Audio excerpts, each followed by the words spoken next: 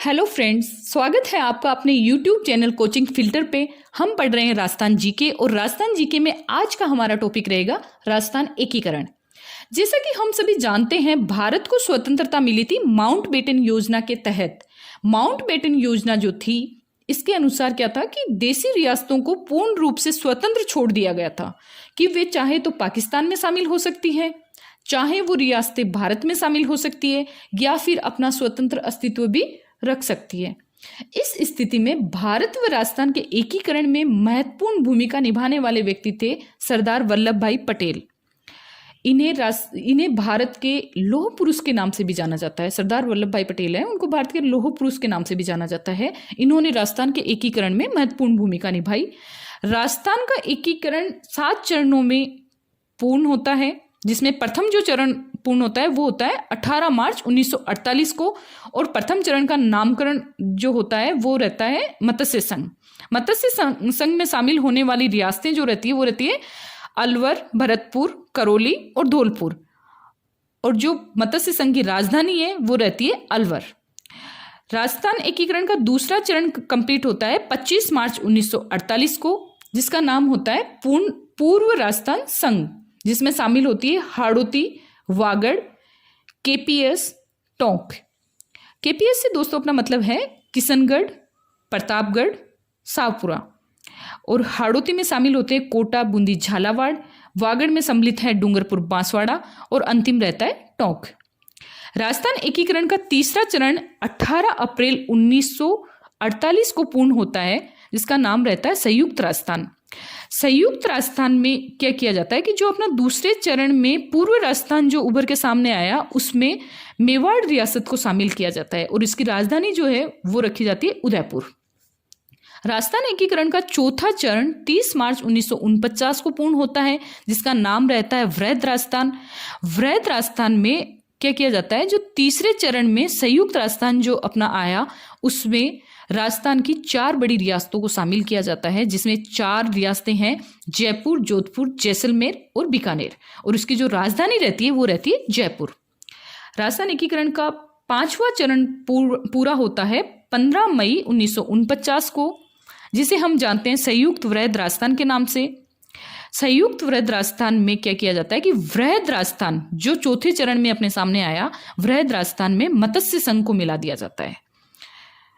और अगला चरण इसका रहता है, 6वां जो चरण है राजस्थान एकीकरण का, वो कंप्लीट होता है 26 जनवरी 1950 को, जिसे हम जानते हैं राजस्थान संघ के नाम से। राजस्थान संघ में क्या किया जाता है कि जो वृहद राजस्थान है उसमें सिरोही का आंशिक विलय किया जाता है। सिरोही के आंशिक विलय से मतलब है कि इसमें आबू व देलवाड़ा का जो पार्ट है वो शामिल नहीं किया जाता है, उसको छोड़ के बाकी के सिरोही को इसमें शामिल किया जाता है। राजस्थान एकीकरण का अगला जो चरण है, 7वां चरण, वो 1 नवंबर 1956 को पूर्ण होता है और इसका नाम रहता है नवीन राजस्थान, वर्तमान राजस्थान, या फिर आधुनिक राजस्थान के नाम से जिसे हम जानते हैं, जो अपना आज का जो राजस्थान है।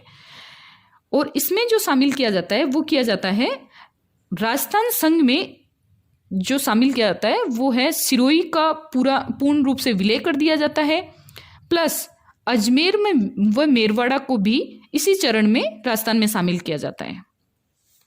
देखिए दोस्तों, कुछ महत्वपूर्ण पॉइंट्स हैं जिन्हें अपन देख लेते हैं, जो एग्जाम की दृष्टि से अपन देखा जाए तो काफ़ी सारे क्वेश्चन यहाँ से एग्जाम्स में पूछे जाते हैं, कई एग्जाम्स में पूछे गए हैं, तो अपन उनको पॉइंटों के माध्यम से अपन उनको लिख लेते हैं या समझ लेते हैं।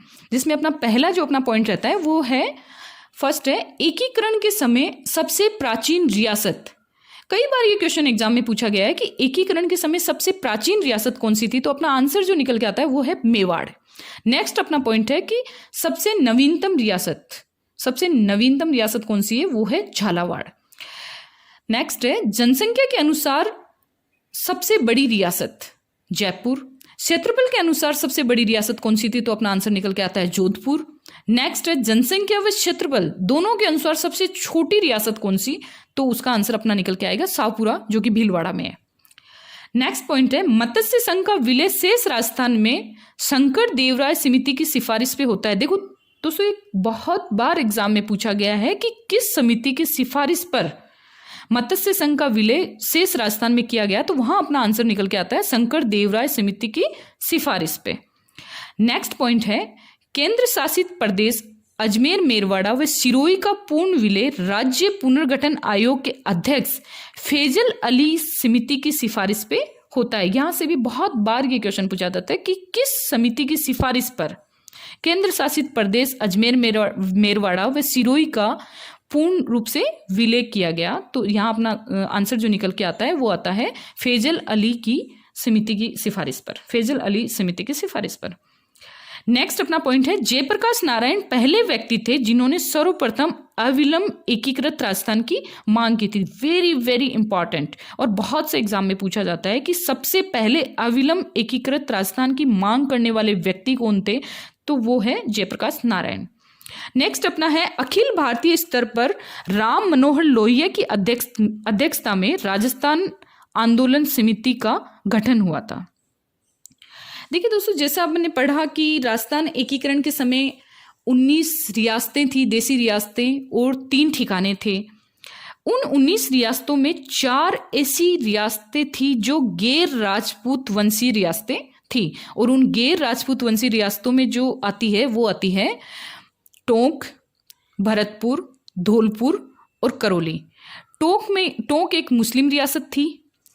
भरतपुर और धौलपुर जहाँ पे जाट, और करौली में है यहाँ पे ये रियासत थी यदुवंशी ब्राह्मण रियासत थी ये।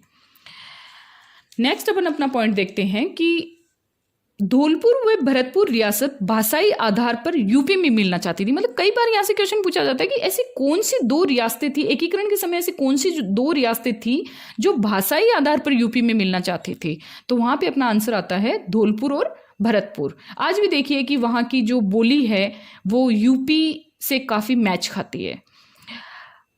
नेक्स्ट अपना पॉइंट है अलवर के राजा तेज सिंह व दीवान बीएन खर्रे पर गांधी जी के हत्यारों को शरण देने का आरोप लगता है व दिल्ली में उन्हें नजरबंद कर दिया जाता है। नेक्स्ट पॉइंट है एकीकरण के विलय पर, राजस्थान एकीकरण के विलय पर हस्ताक्षर करने वाली पहली रियासत कौन सी थी, तो वहां अपना आंसर निकल के आता है बीकानेर, और बीकानेर के शासक उस समय थे शार्दुल सिंह। राजस्थान एकीकरण के विलय पत्र पर हस्ताक्षर करने वाली अंतिम रियासत, जब अपने पहली देख लिए तो सीधा है कि अंतिम रियासत भी देख ही लेते हैं, और अंतिम रियासत जो है वो थी धौलपुर, और धौलपुर के शासक थे उदयभान सिंह। नेक्स्ट अपना पॉइंट है एकीकरण में शामिल होने वाली अंतिम रियासत। देखिए दोस्तों, यहाँ पे 2 अलग अलग क्वेश्चन है।